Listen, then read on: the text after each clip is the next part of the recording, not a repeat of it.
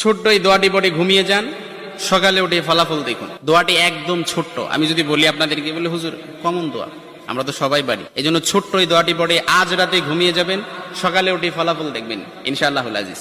আপনি মাথা থেকে বোঝা নামিয়ে ফেললে যেরকম হালকা হয়, আপনি এরকম হালকা মনে করবেন। আপনি মনে করবেন আপনার সমস্ত গুনাহ মাফ হয়ে গেছে, এরকম একটা হালকা অনুভূতি আপনার ভেতরে কাজ করবে। খুশি হয়েছেন মনে হয় না? এই জন্য আমরা যদি ছোট্ট এই দোয়াটি পড়ে আজ রাতে ঘুমাতে পারি, সকালে উঠে ফলাফল দেখবো ইনশাআল্লাহুল আজিজ।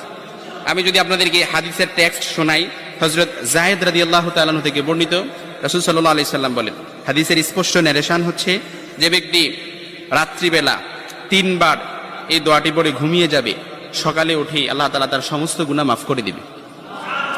সুবহানাল্লাহ বাড়িতে যায় বললেন। এই জন্য আজ রাতেই যদি এই দোয়াটি পড়ে ঘুমাতে পারেন, সকালে উঠে ফলাফল দেখবেন ইনশাআল্লাহুল আজিজ। দোয়াটি আমরা সবাই পারি, তবে আপনাদের মনোযোগ আকর্ষণ, আপনারা একটু আমার দিক অ্যাটাচমেন্ট বাড়ান। আমি আপনাদেরকে বলতেছি, সবাই পারি, আমার সাথে একটু ঠোঁট মিলাবেন।